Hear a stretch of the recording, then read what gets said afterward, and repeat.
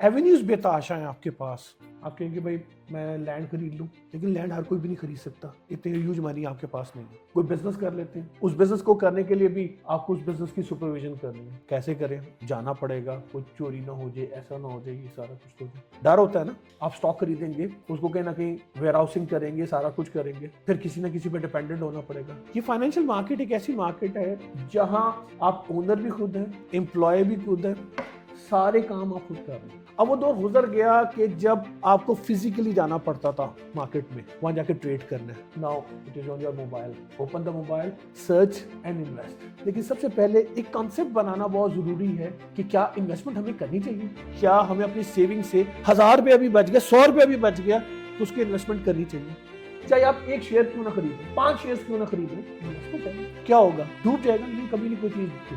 तारीख इस चीज की गवाह है कि कोई भी चीज जीरो नहीं होता। क्यों? क्योंकि जब तक आपने उसकी खुद से रखवाली ना करें। आप किसी चीज को लेके छोड़ देते हैं, आप जमीन भी छोड़ दें, उस पर कब्जा हो जाएगा। इसी तरीके से जहां आप इन्वेस्टमेंट कर रहे हैं उसके बारे में थोड़ा सा आपको उसके बारे में पता होना चाहिए। अब यहाँ 2 किस्म के ट्रेडर्स होते हैं, एक होते हैं डे ट्रेडर्स और दूसरी कौन सी होती है, डिलीवरी बेस्ड ट्रेड। अब डे बेस और डिलीवरी बेस में क्या फर्क है? डे ट्रेडर क्या कहता है, आज खरीदो, जो प्रॉफिट लॉस है आज ही बुक करो। आपने खरीदा, मैंने नहीं आगे जाना, कल क्या होगा मुझे नहीं पता, आज जो है that is the most important, आज ही मैंने कमाना है या गवाना है, उसे हम कहते हैं डे ट्रेडर। दूसरे कौन से होते हैं, डिलीवरी बेस्ड। आपने इन्वेस्टमेंट की, वेट किया, जब वो अपने रिक्वायर्ड लेवल पे चली गई, सेल कर दी। काफी सारे एग्जांपल्स हमारे पास। मैं आपको तारीख की तरफ थोड़ा सा लेके जाना चाहता हूँ कि 1998 याद होगा, हमने एटॉमिक बॉम्ब धमाके किए थे। अब जब मई 1998 में हमने बॉम्ब धमाके किए तो हमारी मार्केट नीचे जाना शुरू हो गई। इंडेक्स ड्रॉप होके 750 पे आ गया। कैपिटल फ्लाइट, इन्फ्लेशन, सैंक्शंस, ये सारा कुछ। हो पाकिस्तान तो बस अब गया, अब कुछ भी नहीं होगा, अब पाकिस्तान नहीं रहेगा, पाकिस्तान के साथ तो बहुत ज्यादती होगी। नहीं यार, कुछ नहीं हुआ। आज आप देखें मार्केट हमारी 1,66,000 पे चली गई।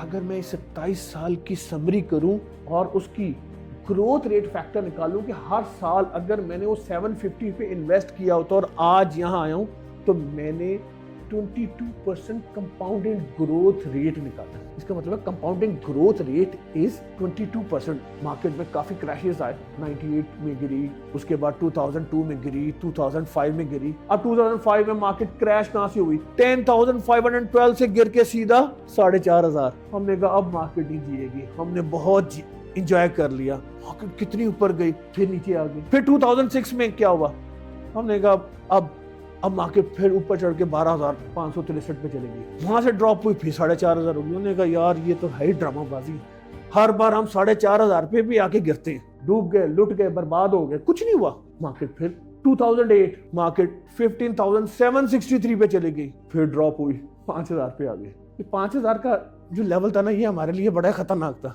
हमने कहा अब नहीं मार्केट चलेगी, ओहो अब तो तबाह हो गए हम, अब नहीं चलने, कुछ नहीं हुआ। फिर मार्केट ने जब चलना शुरू हुआ तो फिर उसने रुके नहीं, 40,000 होगी, 60,000 होगी, 75,000 होगी, वही रुक कहाँ रही है। और आज हम 1,66,000 पे चले गए। हाईएस्ट हमने 1,69,889 लगाया इंडेक्स। मार्केट गिरती भी है, बढ़ती भी है, लेकिन उसमें सेफ कौन होता है, इन्वेस्टर। डे ट्रेडर नहीं, डे ट्रेडर फारेगा, सबसे रिस्की है। डे ट्रेडर ने कमाता बहुत है हमसे ज्यादा, लेकिन जब वो गवाता है ना, एक ही राउंड में जो कमाया था वो लुटा दिया।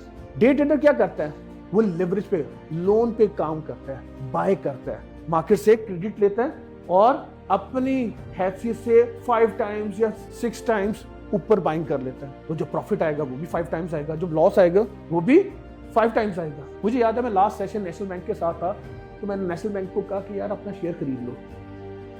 उन्होंने कहा सर हम अपने होटल का खाना नहीं खाते। मैंने कहा यार ये 42 रुपीज पे आपका शेयर है और उसकी बुक वैल्यू इस वक्त मोर देन 130 रुपीज है। वॉरेन बुफेट कहता है कि कोई भी चीज आपकी बुक वैल्यू से कम हो तो बाय इमीडिएटली। अब यहाँ क्वेश्चन है, मैंने आपसे किया बुक वैल्यू का मतलब क्या है। बुक वैल्यू का मतलब है कि एक आपने इन्वेस्टमेंट की, उसके साथ साथ आप प्रॉफिट्स भी ऐड कर रहे, सारा तो नहीं आप खा लेते ना, प्रॉफिट ऐड करते रहे, तो एक टाइम के साथ आपके एसेट्स भी बढ़ गए, ठीक है, आपकी इक्विटी इंक्रीज होगी। उसको जब आप नंबर ऑफ शेयर्स पे डिवाइड करते हैं तो आज वो अपने सारी लायबिलिटीज पे ऑफ कर दें तो 125 रुपीज पर शेयर हर एक को मिलेंगे अगर आपने 45 रुपीज पे ली। तो यहाँ कॉन्सेप्ट है कि आपने कौन सी इन्वेस्टमेंट्स देखनी है कि जो बुक वैल्यू से नीचे हो, इन्वेस्टमेंट अच्छी है, लुक्रेटिव है, इन्वेस्ट कर दो। स्टॉक मार्केट की दुनिया में जो सबसे बड़ा नाम है ना, वो है वॉरेन बफेट। नाम सुना होगा आपने, नहीं सुना? वॉरेन बफेट, यानी कि दुनिया में उसे बाबा इन्वेस्टमेंट के नाम से जाना जाता है। आपको मैं बताऊं, वो जब 6 साल का था तो इस च्युइंगम बेचता था। जब 11 साल का हुआ तो उसने अपनी बहन के साथ स्टॉक मार्केट गया और उसने शेयर्स खरीदे, इन्वेस्टमेंट की। उस पर उसको $38 पे लिया, वो हो गया $42।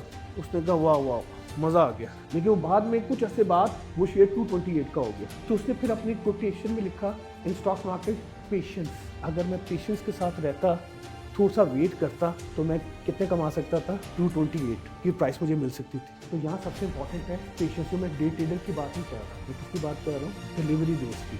जिसने इन्वेस्टमेंट की है, डिलीवरी बेस पे काम कर रहा है, वो विन विन लेवल लेता है। तो बेसिकली यहाँ जो कॉन्सेप्ट है वो क्या है कि सिर्फ इन्वेस्टमेंट में पेशेंस की जरूरत है, डे ट्रेडर ना बने। हाँ, कभी कभी डे ट्रेडर भी काम कर लेता है आपको। अब डे ट्रेडर में और आम में क्या फर्क है? डे ट्रेडर काम करता है न्यूज़ पे, रूमर्स के ऊपर, आज क्या हो रहा है, कितनी डिमांड आ गई, कितनी सप्लाई आ गई, उसके हिसाब से बेसिस के ऊपर वो कितना आज मार्केट में क्या हुआ। आपका डिलीवरी बेस वो किस पे काम करता है? फंडामेंटल्स पे। इसकी अर्निंग्स कितनी आएगी, इसकी ग्रोथ कितनी है, ये कंपनी कितनी ग्रो कर जाएगी, इंटरेस्ट रेट नीचे आ रहे हैं, इसकी प्रॉफिटेबिलिटी इंक्रीज होगी, इन्फ्लेशन फैक्टर नीचे आ रहा है, इसकी प्रॉफिटेबिलिटी इंक्रीज होगी। ठीक है, ऐसे ही है ना।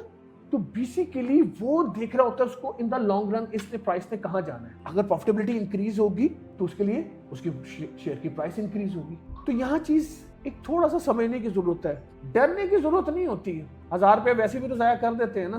तो इन्वेस्टमेंट का कंसेप्ट डेवलप करें कि मैं उसको सेविंग्स, उसको सेव करके उस पर रिटर्न्स लूं। अब आ जाता है वॉरेन बफेट ने अपनी लाइफ में ऐसा बड़ा क्या काम किया कि आज वो दुनिया का सबसे बेस्ट और उसकी company high profile company. Warren Buffett ने जिंदगी में सिर्फ 3 साल नौकरी की बेंजामिन ग्राहम के पास, जो उसे अपना टीचर कहता था। 1960 से 1964 के दरमियान में उसने वहां उसके पास जॉब की। तो वॉरेन बफेट ने एक कंपनी थी बर्कशायर हैथवे, कंपनी का नाम क्या है? Berkshire Hathaway. उसने $14.65 में उसको इकट्ठा करना शुरू किया और इकट्ठा करते करते $38.65 तक उसने उसकी होल्डिंग 64% कर ली। आज आप बताएं, उस एक तुक्का मारे, उसकी प्राइस उस शेयर की क्या हो सकती है सर अंदाजन?